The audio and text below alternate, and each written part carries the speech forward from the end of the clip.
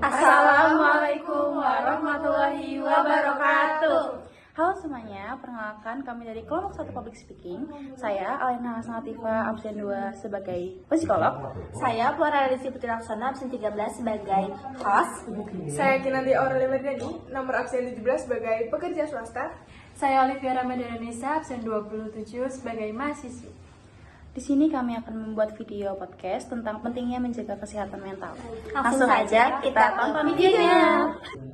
Halo semuanya, selamat datang di podcast Suara Kata, tempat di mana kita ngobrol hal penting tentang kesehatan jiwa, kehidupan sehari-hari, dan pentingnya menjaga diri dari dalam.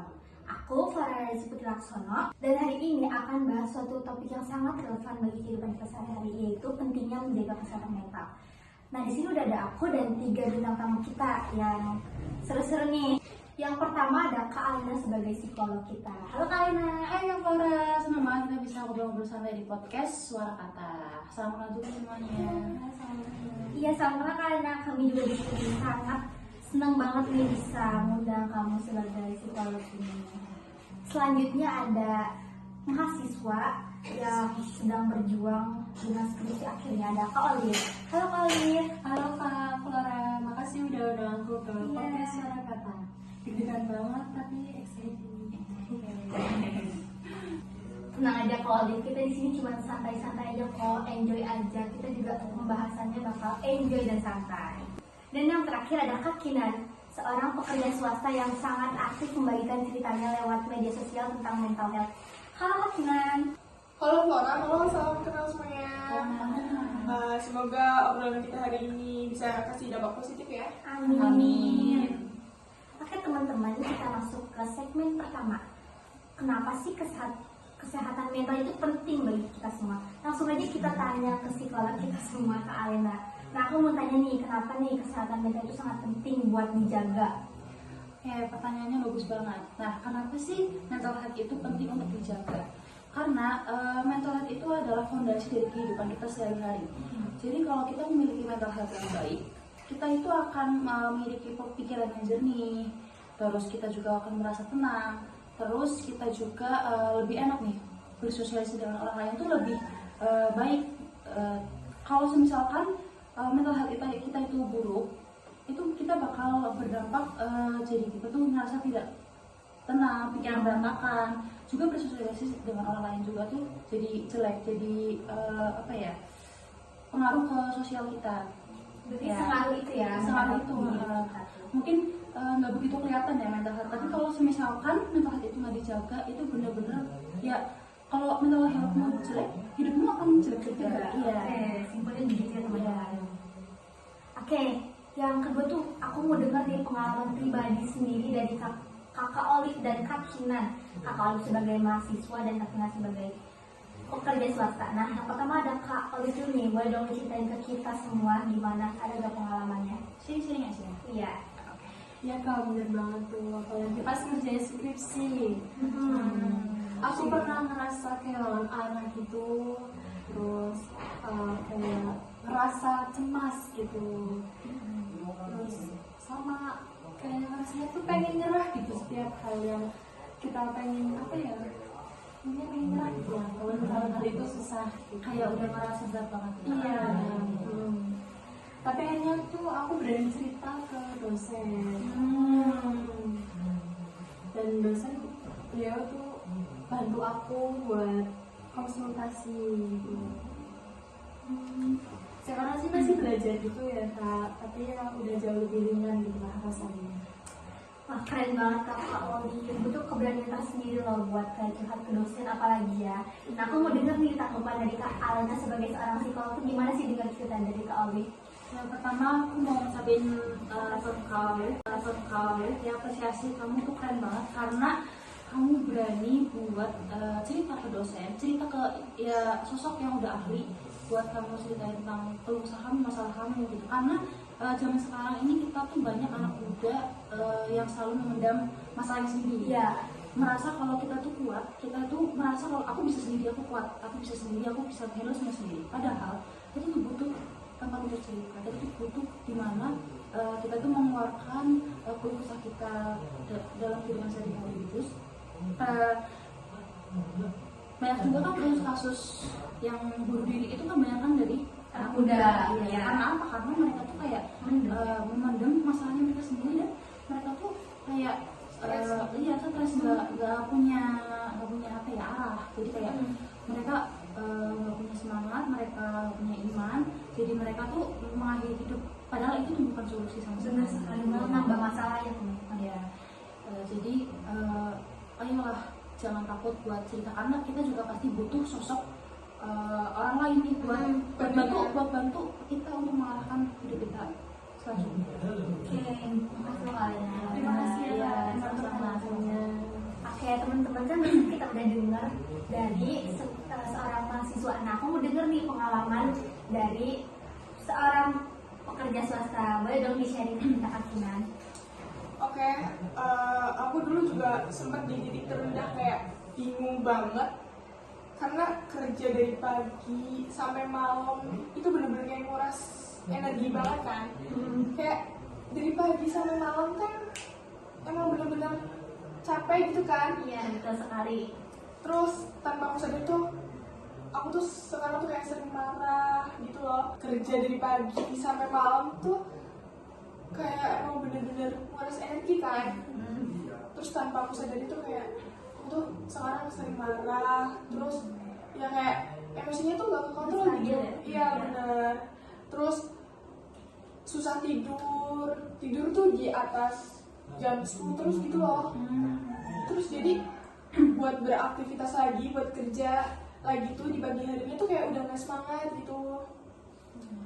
Sampai akhirnya tuh aku sadar kalau ini tuh bukan capek yang kayak biasanya gitu. Aku mulai meditasi, journaling, terus aku juga udah berani bilang enggak kalau emang itu memberatkan buat diri aku sendiri. Jadi kayak enggak memaksakan diri sendiri untuk hal yang emang di luar kendali diri kita. Bagus sekali. Terima kasih Kak Kinan udah berani melewatkan suka duka kehidupan Kak Kinan dan bangkit lagi. Dan aku sangat apresiasi banget karena dia mengelapinya ke hal yang positif kayak journaling dan barusan juga meditasi juga. Nah, aku juga mau denger nih pendapat dari Kak Alena mengenai ceritanya Kak Kinan nih. Nah, dari pengalaman Kak Kinan juga aku juga mau apresiasi karena kamu berani buat bilang enggak dengan suatu hal yang udah kamu tuh ngerasa nggak sanggup untuk melakukannya. Karena ya kita tahu sendiri lah, orang zaman sekarang tuh termasuk anak muda zaman sekarang ya, itu tuh ngerasa gak enakan, kayak padahal kita tuh udah gak sanggup, kita tuh udah gak kuat untuk menjalani hal tersebut, kayaknya rasanya udah berat banget, cuman itu gak enak, kayak kita tuh mikirin hal orang lain, padahal diri kamu sendiri juga harus pikirin dia, kamu juga harus di taurin lah, kita harus ngalamin diri kita. Kalau emang kamu gak sanggup ya jangan dipaksain gitu ya.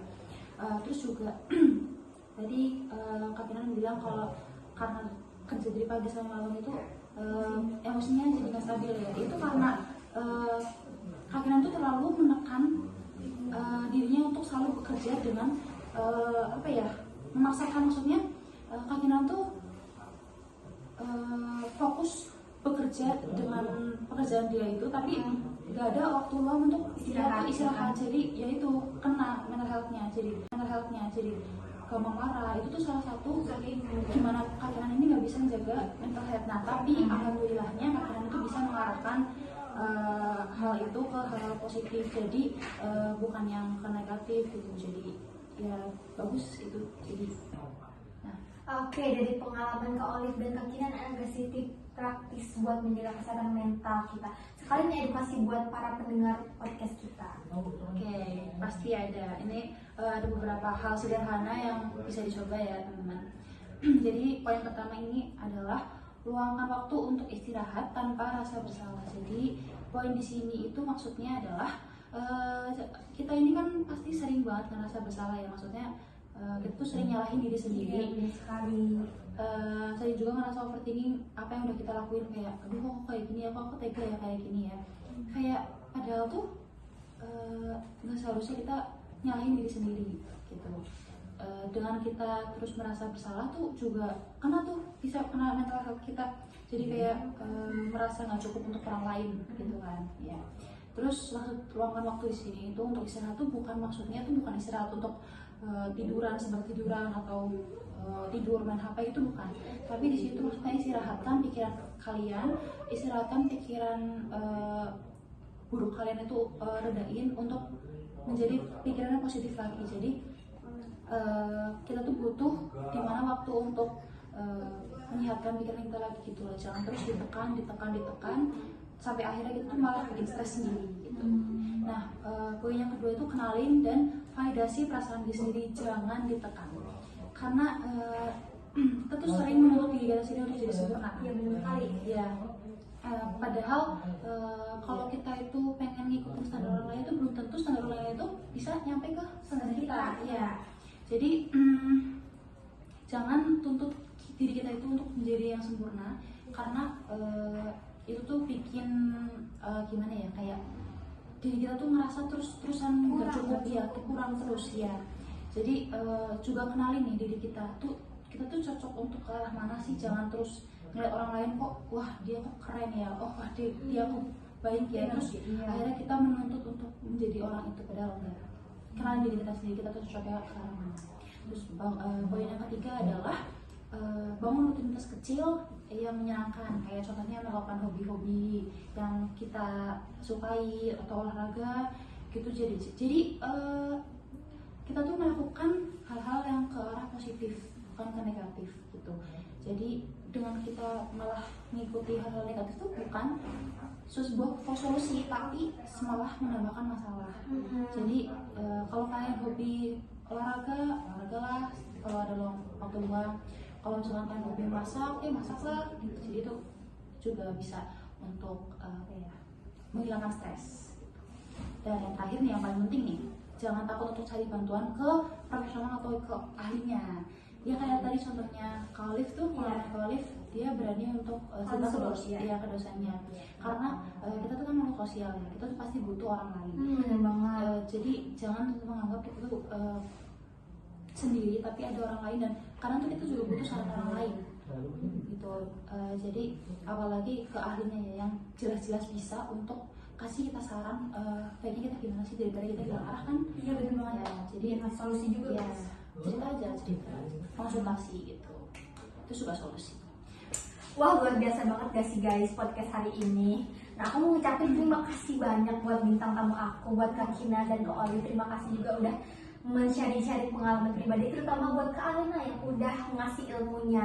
Nah guys, ilmunya tuh harus diterapin ya guys, jangan cuma masuk kuping kanan keluar kuping kiri. Nah sebelum penutupan nih, boleh dong 1-2 patah kata buat podcast kita. Dari kalian dulu boleh? Oke, boleh. Oke, kata dari aku, merawat kesehatan mental adalah bentuk cinta yang paling tulus untuk diri sendiri. Oke, makasih loh kalian kata-katanya. Selanjutnya Kak Olive ada gak sih kata-kata buat podcast kita? Jangan merasa sendiri, cerita dan minta bantuan itu bukan tanda lemah. Oke, selanjutnya Kak Kiran, kata-katanya dong. Beri ruang buat diri sendiri dan jangan bandingin prosesmu dengan proses orang lain. Bener-bener. Kata-katanya bagus-bagus banget, intinya banget. Aku mau ngucapin buat kalian semua makasih banyak loh, dan teman-teman juga makasih banget buat yang udah nonton episode kali ini. Dan sampai bertemu di episode selanjutnya. Dadah, terima kasih.